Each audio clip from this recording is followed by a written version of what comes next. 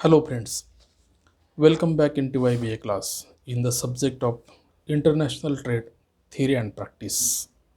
अर्थात TYBAच्या एस4 या विषयामध्ये आपलं पुन्हा एकदा स्वागत आहे.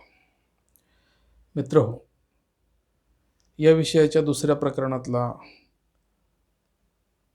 हा आंतरराष्ट्रीय व्यापाराचे सिद्धांत आणि विदेशी व्यापार धोरण या प्रकरणाची आपण काल सुरुवात केली. त्यामध्ये आपण आंतरराष्ट्रीय व्यापाराच्या सिद्धांतांचा अभ्यास करत आहोत. पहिला सिद्धांत आपण ॲडम स्मिथ यांचा बघितला. ॲडम स्मिथ यांनी निरपेक्ष खर्च लाभ सिद्धांताची मांडणी केली. या सिद्धांतामध्ये ॲडम स्मिथ यांनी दोन देशांमध्ये व्यापार करत असताना निरपेक्ष लाभ निर्माण होतो असं सांगितलं आणि त्यामुळे ते दोन देश जोपर्यंत निरपेक्ष लाभ मिळत आहे तोपर्यंत ते व्यापार करतात.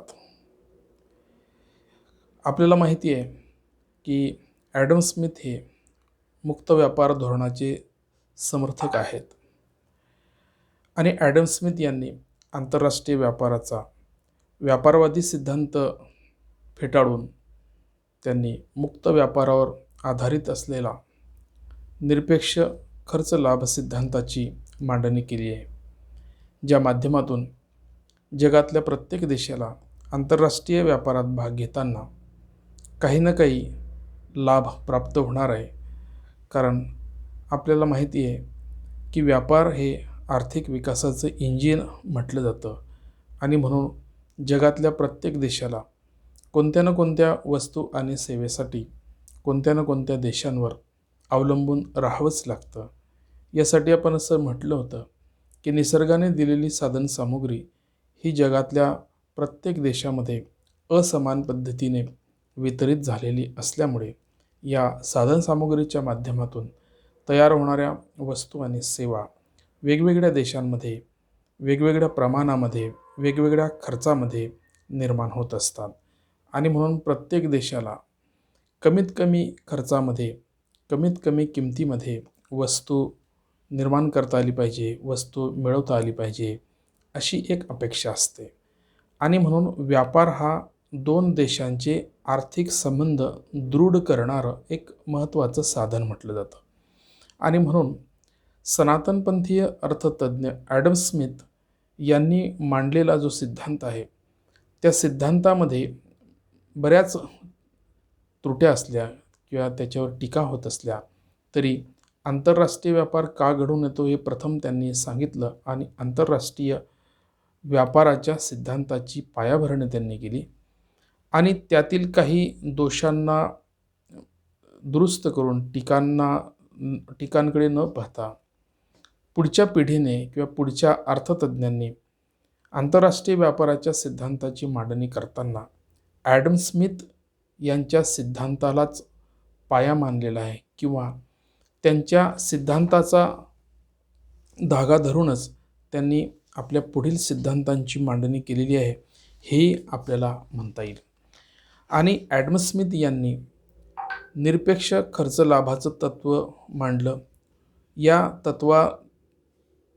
तत्वाला धरून पुढच्या अर्थतज्ञांनी आणखी काही तत्त्व मांडलेली आहेत ज्यामुळे आंतरराष्ट्रीय व्यापाराच्या सिद्धांताचा विकास आणि विस्तार झालेला आहे असं म्हणता येईल आपल्याला.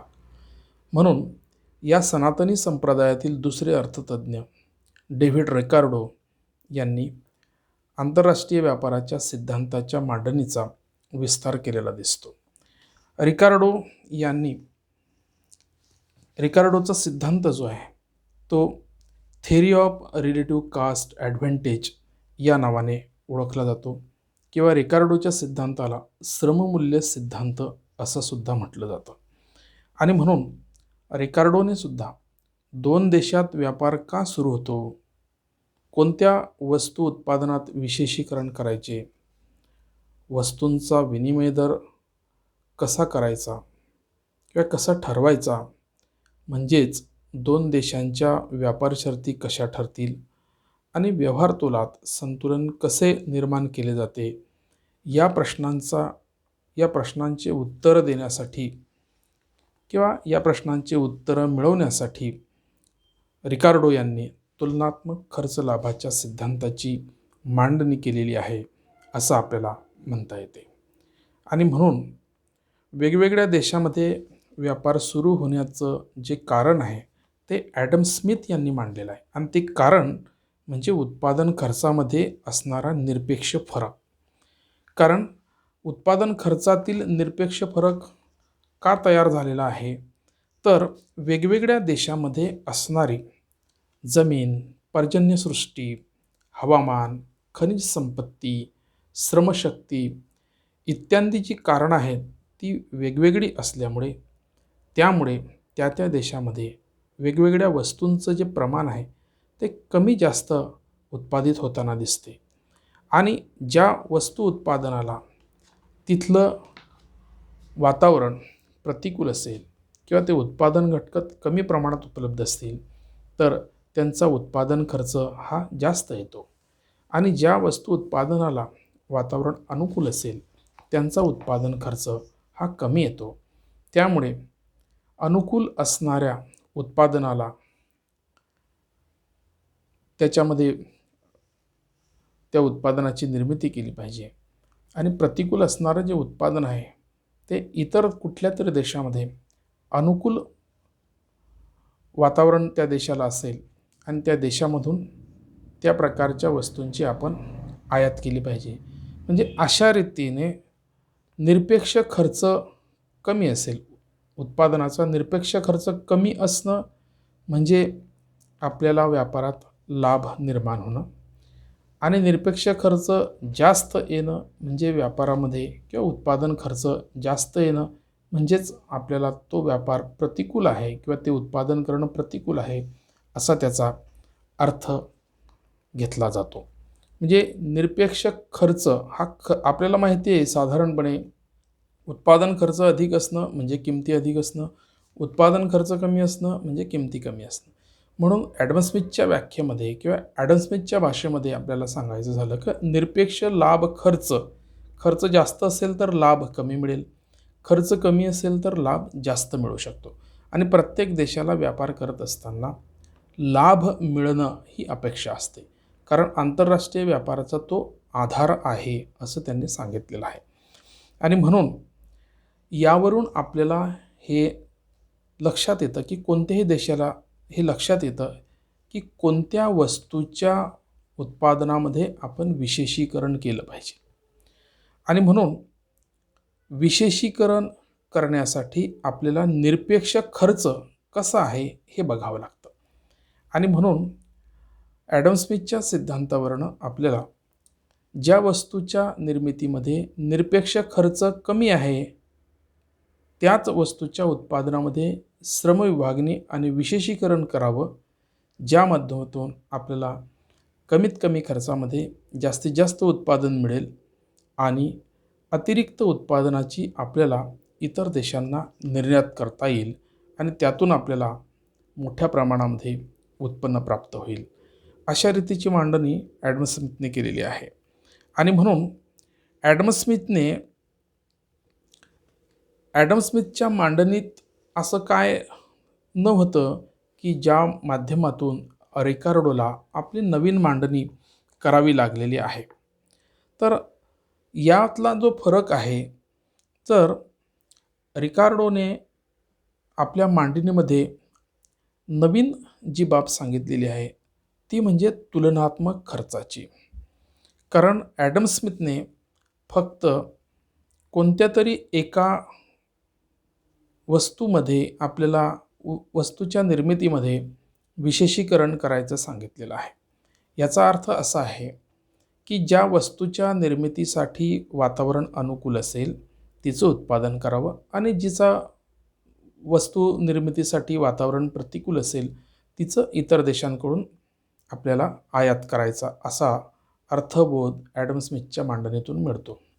परंतु रिकार्डो यांनी असं म्हटलं की असं जरी असलं तरी हा जो व्यापार आहे हा जोपर्यंत या दोघंही देशांच्या व्यापारामध्ये निरपेक्ष लाभ मिळतो आहे तोपर्यंतच हा व्यापार चालू शकतो, त्यानंतर तो बंद होईल.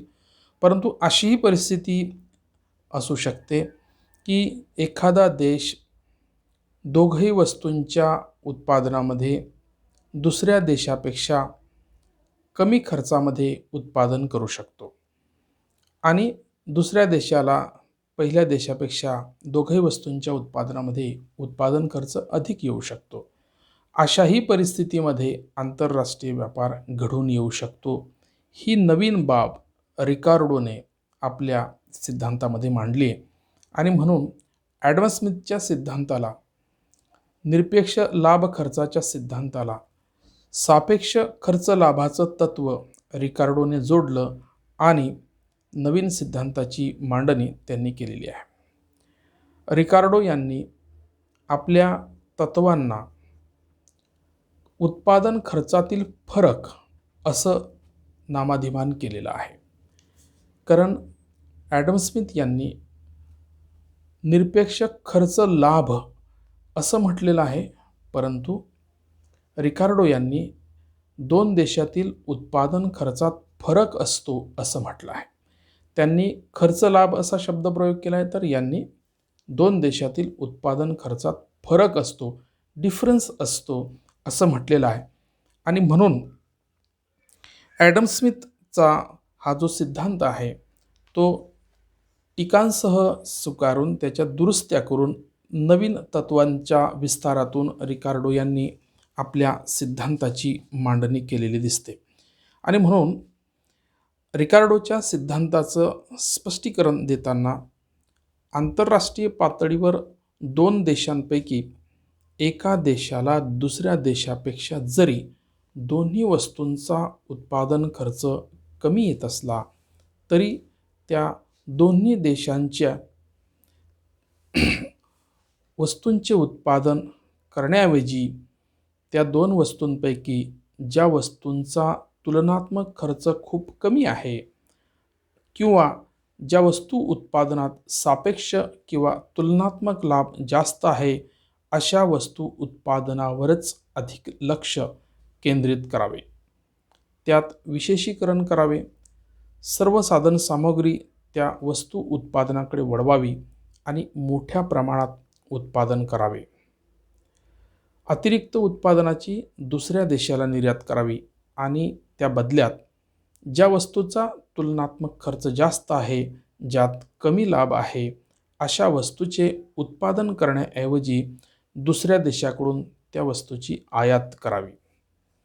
असंच दुसऱ्या देशाबद्दल रिकार्डो असं म्हणतात की दुसऱ्या देशाला जरी दोन्ही वस्तूंचा उत्पादन खर्च जास्त असला तरी त्या देशाने त्या दोन वस्तूंपैकी जिचा सापेक्ष किंवा तुलनात्मक खर्च कमी आहे त्या वस्तूंचे उत्पादन करावे, त्यात विशेषीकरण करावे आणि मोठ्या प्रमाणावर उत्पादन करून निर्यात करावी.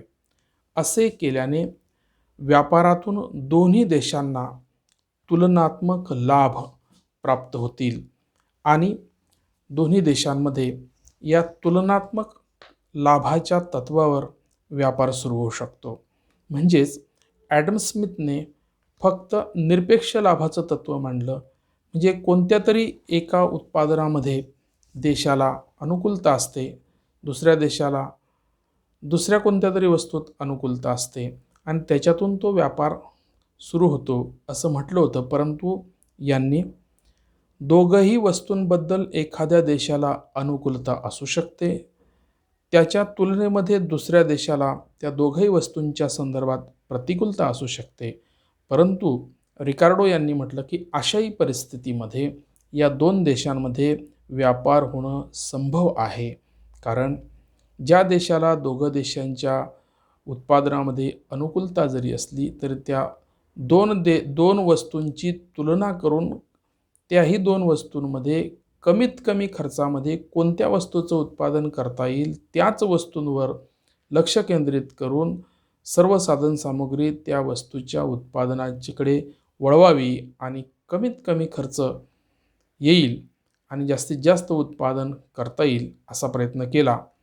आणि दुसऱ्या देशाला जरी दोघी वस्तूंचा उत्पादन खर्च जास्त असेल तरीसुद्धा त्यातील कमी खर्च कोणत्या वस्तू निर्मितीला आहे त्याच्याकडे लक्ष केंद्रित करून त्या देशाने त्या वस्तूच्या उत्पादनात विशेषीकरण करावं आणि सर्व साधनसामुग्री त्या वस्तू उत्पादनाकडे वळवावी, जेणेकरून त्यांना जास्तीत जास्त उत्पादन करता येईल आणि कमीत कमी खर्च येईल. अशा रीतीने तुलनात्मक खर्चाची मांडणी रिकार्डोने केलेली आहे आणि त्यातून दोघं देशांचा व्यापार कसा सुरू होईल याचं स्पष्टीकरण केलेलं आहे. दोन्ही देशातल्या उत्पादन खर्चात तुलनात्मक फरक असेल तर त्यातून लाभ प्राप्त होऊ शकतात आणि ते प्राप्त करण्यासाठी दोन देशात व्यापार सुरू होतो. हे विचार स्पष्ट करताना रिकार्डो यांनी आपल्या श्रममूल्य सिद्धांताला यातून जास्त महत्त्व दिलेलं आहे. या सिद्धांताची मांडणी करताना ज्या पद्धतीने ॲडम स्मिथ यांनी काही गृहीत मांडलेली आहे त्या गृहीतांमध्ये श्रम हा घटकच महत्त्वाचा मानलेला आहे. कारण ॲडम स्मिथ यांनी सुद्धा उत्पादन खर्चाची मोजणी ही श्रमामध्ये केलेली आहे. म्हणजे श्रममूल्य हे त्यांनी महत्त्वाचं मानलेलं आहे आणि म्हणून एखादी वस्तू तयार करण्यासाठी जेवढे श्रम केले जात असतील त्यावरून त्या वस्तूचं मूल्य निश्चित करता येते. रिकार्डोने यासाठी एक सुंदर असं उदाहरण दिलेलं आहे. त्यांनी असं म्हटलं की एक खुर्ची तयार करण्यासाठी एका श्रमिकाला 2 दिवस श्रम करावे लागतात आणि एक टेबल तयार करण्यासाठी 4 दिवस श्रम तयार करावे लागतात. म्हणजेच श्रममूल्य सिद्धांतानुसार श्रम खर्च समानीकरणातून एका टेबलाचे मूल्य 2 खुर्च्या आहेत असं म्हणता येते आणि म्हणून यातून आपल्याला खर्च समानीकरणाचं तत्त्वसुद्धा रिकार्डो यांनी मांडलेलं आहे. ज्या पद्धतीने ॲडम स्मिथने आपल्या सिद्धांताची मांडणी करताना काही गोष्टी गृहीत धरल्या, त्यातील श्रम हा घटक, श्रममूल्य या उत्पादनाचा खर्च श्रमात मोजलेला आहे, त्याचबरोबर श्रम हा घटक देशांतर्गत परिस्थितीमध्ये किंवा देशातल्या देशात हा गतिशील असतो, परंतु 2 देशांमध्ये त्याच्या गतिशीलतेत अडथळे येतात. त्याच पद्धतीने रिकार्डोने सुद्धा गृहीत परिस्थिती जी आहे आपल्या सिद्धांताची मांडणी करताना, कारण आपल्या सिद्धांतांची मांडणी रिकार्डोने खर्च फरकाच्या तत्वावर केलेली आहे आणि रिकार्डोने आपला सिद्धांत हा 3 तत्वांची मांडणी करून केलेला आहे.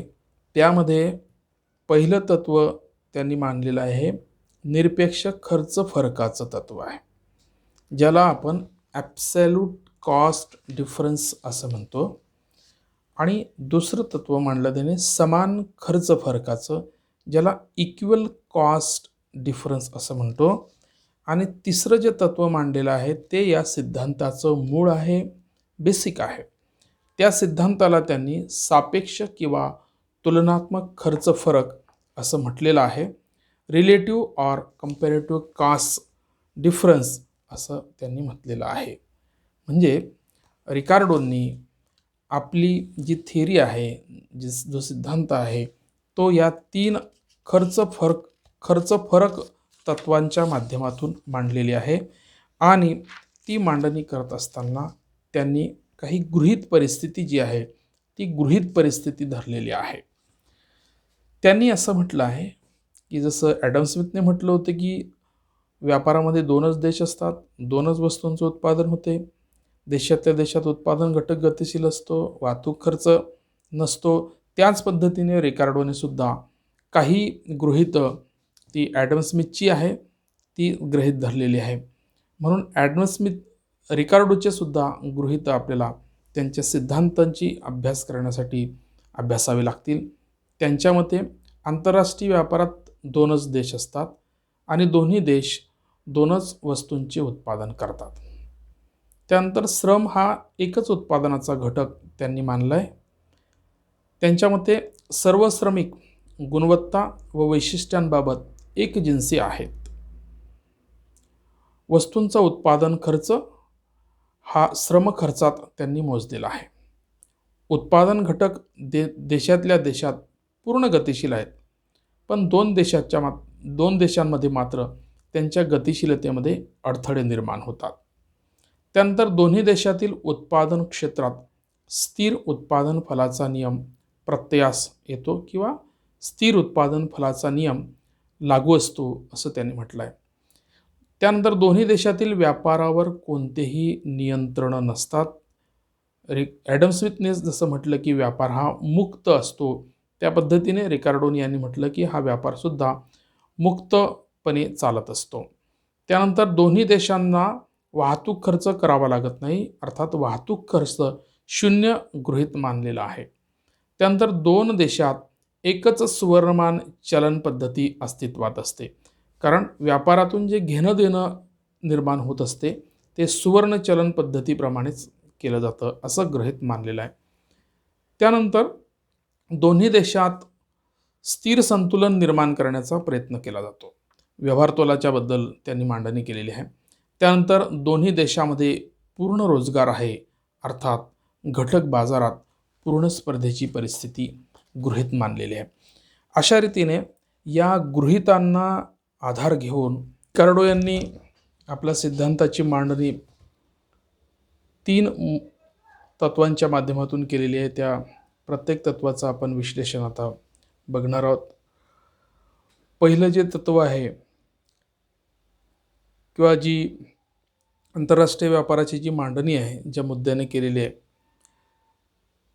ते तत्व म्हणजे निरपेक्ष खर्च फरक, ज्याला ॲडम स्मिथ यांनी निरपेक्ष खर्च लाभ असं म्हटलं होतं. निरपेक्ष खर्च फरक, समान खर्च फरक आणि सापेक्ष खर्च फरक या 3 तत्वांच्या माध्यमातून रिकार्डोने आपल्या आंतरराष्ट्रीय व्यापाराच्या सिद्धांताची सनातनी मांडणी केलेली आहे. निरपेक्ष खर्च फरक म्हणजे काय?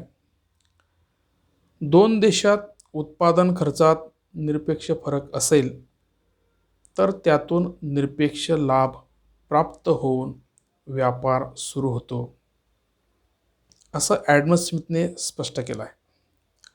जर दोन देशांपैकी एका देशाला एक वस्तू उत्पादनाचा खर्च दुसऱ्या देशापेक्षा कमी येत असेल आणि दुसऱ्या देशाला दुसऱ्या वस्तू उत्पादनाचा खर्च कमी येत असेल तर त्याला निरपेक्ष खर्च फरक असे म्हणतात.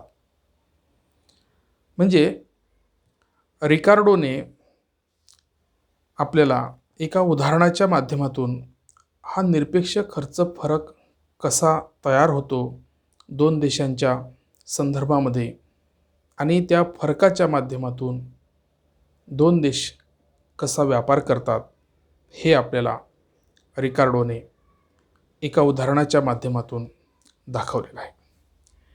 PPTमध्ये आपण उत्पादन खर्चातील निरपेक्ष फरक कसा आहे हे मांडणी केलेली आहे. ॲडम स्मिथने जसे 2 देश अ आणि ब असं उदाहरणादाखल घेतलं होतं आणि त्या 2 देशांमध्ये 2 वस्तूंच्या निर्मितीबद्दल त्यांनी सांगितलं होतं आणि त्या 2 वस्तू म्हणजे दारू आणि कापड. या ठिकाणी रिकार्डो यांनी अ आणि ब असं देशांचं वर्गीकरण न करता 2 देशांचा नामोल्लेख केला आहे. यामध्ये रिकार्डो यांनी पोर्तुगाल आणि इंग्लंड अशा 2 देशांमध्ये दारू आणि कापडाच्या उत्पादन निर्मितीचा श्रम खर्च किती आहे याची मांडणी केली आणि या श्रम खर्चात निरपेक्ष फरक कसा निर्माण होतो ज्या माध्यमातून पोर्तुगाल आणि इंग्लंडमध्ये व्यापार सुरू होतो. PPTमध्ये आपण एका बाजूला देशांचा उल्लेख केला आहे, दुसऱ्या कॉलममध्ये आपण उत्पादन खर्च श्रमामध्ये मोजला आहे किंवा एक परिमाण दारू निर्माण करण्यासाठी किंवा एक परिमाण कापड निर्माण करण्यासाठी पोर्तुगाल आणि इंग्लंड यांना किती श्रमदिवस लागतात याची मांडणी केली आहे. आणि तिसऱ्या भागामध्ये आपण देशातील खर्चाचं गुणोत्तर काय आहे, देशांतर्गत खर्चाचं गुणोत्तर. म्हणजे पोर्तुगाल हा दारू आणि कापड या दोन वस्तूंची निर्मिती करू शकतो. या दोन वस्तूंच्या निर्मितीचा देशांतर्गत खर्चाचं गुणोत्तर किंवा त्या दोन देशांमध्ये त्या देशामध्ये या दोन वस्तूंच्या संदर्भामध्ये घेवाणदेवाणीचा विनिमय दर काय आहे, त्यांच्यातल्या व्यापार शर्ती काय आहेत, या संदर्भातली मांडणी केलेली आहे. या उदाहरणावरून पोर्तुगाल एक परिमाण दारूचा किंवा एक मात्रा दारू निर्माण करण्यासाठी पोर्तुगालला 20 श्रमदिवस लागतात आणि एक मात्रा कापड तयार करण्यासाठी 40 दिवस लागतात. तसंच इंग्लंडमध्ये या दोघं वस्तूंच्या उत्पादनासाठी किती श्रमदिवस लागतात किंवा किती दिवस लागतात हे दर्शवलेलं आहे. इंग्लंडमध्ये एक मात्रा दारूच्या निर्मितीसाठी 40 दिवस लागतात, तर एक मात्रा कापड निर्माण करण्यासाठी 20 दिवस लागतात. यावरून या दोघं देशांमध्ये त्यांचा देशांतर्गत वस्तू विनिमय दर कसा आहे किंवा त्या देशातील खर्चाचं गुणोत्तर कसं आहे हे सुद्धा आपल्याला दाखवलेलं आहे. पोर्तुगालच्या संदर्भामध्ये 20:40 असं खर्च गुणोत्तर आहे. त्याला आपण असं म्हटलेलं आहे की 20:40चं संक्षिप्त रूप जे आहे की एक परिमाण दारू किंवा एक मात्रा दारू बरोबर अर्धा मात्रा कापड. म्हणजे पोर्तुगालला देशातल्या देशामध्ये जर कापड देऊन दारू घ्यायची असेल तर किती कापडाच्या बदल्यामध्ये किती दारूचं प्रमाण मिळेल याला दारू आणि कापड यांच्यातील विनिमय दर असं म्हटलेलं आहे. यांच्यातील ती व्यापार शर्त असं म्हटलेलं आहे. तीच परिस्थिती इंग्लंडच्या संदर्भामध्ये दर्शवलेली आहे. इंग्लंडचा दारू आणि कापड निर्मितीतील देशांतर्गत खर्च गुणोत्तर काय आहे किंवा देशांतर्गत व्यापार शर्त किंवा विनिमय दर काय आहे हे दाखवलेलं आहे.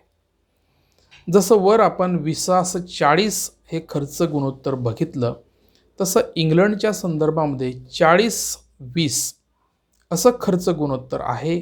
म्हणजेच एक मात्रा दारूसाठी 2 मात्रा कापड द्यावे लागतात. म्हणजे इंग्लंडमध्ये एका दारूच्या मात्रेत आपल्याला 2 मात्रा कापड मिळते. म्हणजे या दोन देशातील देशांतर्गत वस्तूंचा विनिमय दर हा जेव्हा आंतरराष्ट्रीय स्तरावर हे दोन देश व्यापार करतील तेव्हा त्यांच्यामध्ये जर त्यांनी ज्या वस्तूच्या उत्पादनामध्ये त्यांना अनुकूलता आहे त्यावर लक्ष केंद्रित केलं तर त्यांना देशांतर्गत व्यापार करण्यापेक्षा दोन देशांमध्ये व्यापार जर केला गेला तर त्यांना अधिक लाभ प्राप्त होऊ शकतो. आता या मांडणीमध्ये आपल्याला असं दिसेल की कोणत्या वस्तूच्या निर्मितीसाठी कोणत्या देशाला जास्त श्रमदिवस लागतात. त्यावरून आपल्याला असं म्हणता येईल की त्या देशाला त्या वस्तूच्या निर्मितीसाठी प्रतिकूल वातावरण आहे आणि ज्या वस्तू निर्मितीसाठी कमी दिवस लागतात किंवा कमी दिवसामध्ये जी वस्तू त्या देशाला निर्माण करता येते त्या देशाला त्या वस्तूच्या निर्मितीसाठी अनुकूल परिस्थिती आहे असं आपल्याला म्हणता येईल. म्हणून पोर्तुगालच्या संदर्भामध्ये कोणत्या वस्तूच्या निर्मितीसाठी पोर्तुगालला अनुकूलता आहे आणि कोणत्या वस्तूच्या निर्मितीसाठी प्रतिकूलता आहे. म्हणजेच त्या वस्तू निर्मितीचा खर्च जास्त आहे किंवा कमी आहे हे आपल्याला या ठिकाणी दाखवता येऊ शकते. पोर्तुगालच्या संदर्भामध्ये 20 दिवस एक दारूची मात्रा बनवण्यासाठी लागतात आणि 40 दिवस एक कापडाची मात्रा बनवण्यासाठी लागतात. म्हणजे कापड बनवण्यासाठी त्यांना जादा खर्च येतो आणि दारू बनवण्यासाठी त्यांना कमी खर्च येतो. कारण कमी दिवसामध्ये त्यांना दारू निर्माण करता येते आणि जादा खर्चामध्ये किंवा जादा दिवसामध्ये त्यांना कापड निर्माण करता येते. यावरून आपल्याला असं म्हणता येतं की पोर्तुगालला दारू निर्मितीसाठी पोषक वातावरण आहे आणि कापड निर्मितीसाठी प्रतिकूल वातावरण आहे. इंग्लंडबद्दल असं विश्लेषण करायचं म्हटलं तर असं दिसेल आपल्याला की इंग्लंडला दारू निर्माण करण्यासाठी 40 दिवस लागतात आणि कापड निर्माण करण्यासाठी फक्त 20 दिवस लागतात. आणि म्हणून यावरून आपल्याला असं म्हणता येईल की इंग्लंडला दारू निर्माण करण्यासाठी जादा दिवस लागतात आणि कापड निर्माण करण्यासाठी कमी दिवस लागतात. आणि म्हणून इंग्लंडला दारू निर्मिती करण्यासाठी प्रतिकूल वातावरण आहे आणि कापड निर्माण करण्यासाठी अनुकूल वातावरण आहे. आता या मांडणीवरनं आपल्याला असं म्हणता येईल की देशातल्या देशामध्ये जेव्हा देशातल्या देशामध्ये जेव्हा वस्तुविनिमय होतो किंवा एक वस्तू घेऊन दुसरी वस्तू घेतली जाते त्याचा दर पाहिला आणि जर यांनी एकमेकांमध्ये व्यापार करण्याचा प्रयत्न केला तर त्यात त्यांना फायदा होऊ शकतो. म्हणून कमी खर्चामध्ये त्यांनी जर जास्त उत्पादन केलं किंवा ज्या वस्तूचा उत्पादन खर्च श्रम खर्च कमी आहे त्या वस्तूत त्याने विशेषीकरण केलं, जास्तीत जास्त उत्पादन केलं तर आपल्या देशाला पुरून उरलेल्या ज्या वस्तू आहे त्या इतर देशांना त्यांना पाठवता येऊ शकतात. म्हणजे जर एक मात्रा दारूचा आणि एक मात्रा कापड निर्माण करायचं म्हटलं तर पोर्तुगालला 60 श्रमदिवस लागतात आणि इंग्लंडला सुद्धा 60 श्रमदिवस लागतात. परंतु इंग्लंडला एक मात्रा दारू आणि 2 मात्रा कापड त्यामध्ये निर्माण करता येऊ शकतात. परंतु त्याच 60 दिवसामध्ये पोर्तुगालला मात्र एक मात्रा दारू आणि अर्धाच मात्रा कापड निर्माण करता येऊ शकते. मग यामध्ये निरपेक्ष खर्चात फरक निर्माण झाला आणि जर या दोघांमध्ये व्यापार सुरू झाला तर दोघांना कसा फायदा होऊ शकतो हे आपल्याला स्पष्ट करायचं आहे. जर पोर्तुगालने दारूच्या उत्पादनामध्ये लक्ष केंद्रित केलं आणि कापड उत्पादनातील सर्व साधन सामुग्री जर त्याने दारू उत्पादन क्षेत्राकडे वळवली तर त्यांना जास्तीत जास्त उत्पादन करता येऊ शकते. जर तसं केलं तर पोर्तुगालला हे दिसतं आहे की एक मात्रा दारूची दिली तर आपल्या देशामध्ये फक्त आपल्याला अर्धा मात्रा कापडाचा मिळतो, पण आपण इंग्लंडला एक मात्रा दारूचा दिला तर आपल्याला 2 मात्रा कापड मिळू शकते. आणि म्हणून पोर्तुगालला या व्यापारामध्ये 1.5 मात्रा कापडचा फायदा होऊ शकतो.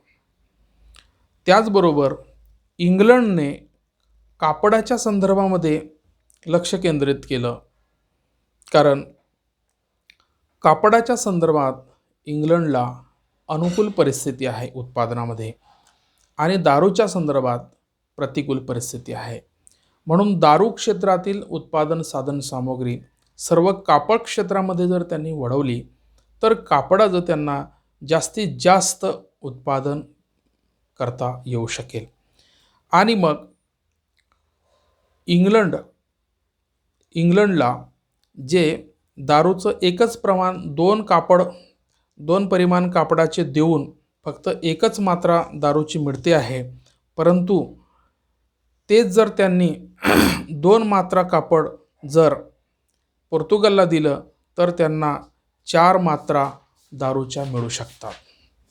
आणि म्हणून कारण तिथे पोर्तुगालमध्ये एका परिमाणासाठी किंवा एका दारूच्या मात्रेसाठी फक्त अर्धा मात्रा कापड मिळते आहे, परंतु इंग्लंडने जर 2 मात्रा कापड जर त्यांना दिलं तर त्यांना 4 मात्रा दारूच्या भेटू शकतात.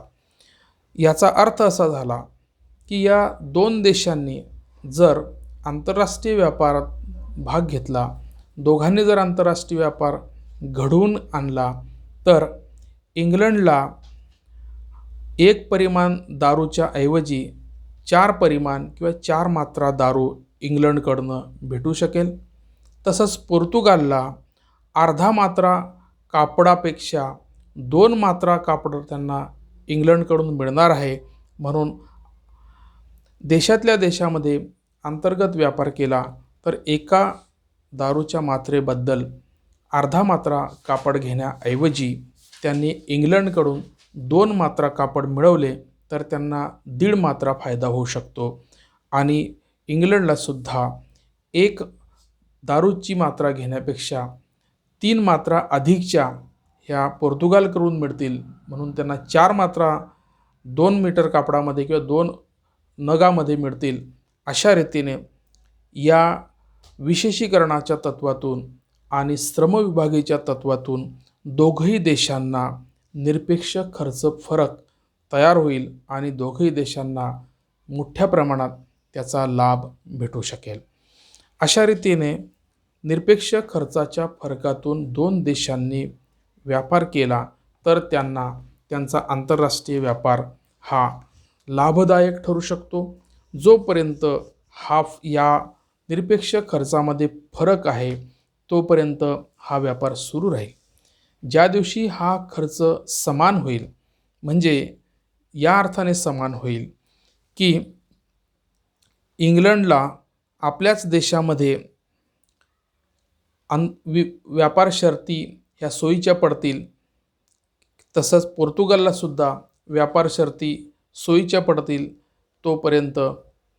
तेव्हा तो खर्चातील फरक हा नष्ट झालेला असेल आणि तेव्हा तो व्यापार हा संपलेला असेल.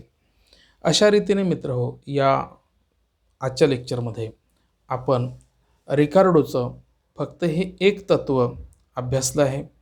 दुसऱ्या व्हिडिओमध्ये किंवा दुसऱ्या व्याख्यानामध्ये आपण समान खर्च फरक आणि सापेक्ष खर्च फरक या 2 फरकांचा आंतरराष्ट्रीय व्यापार घडून येण्यामध्ये कशी भूमिका आहे याच्या संदर्भातला अभ्यास करू. तोपर्यंत आपण थांबूया. घरी आहे, घरीच राहा आणि कोरोनामुक्त भारतासाठी आपली भूमिका महत्त्वाची आहे, ती प्रामाणिकपणे बजावा. तोपर्यंत थँक्यू.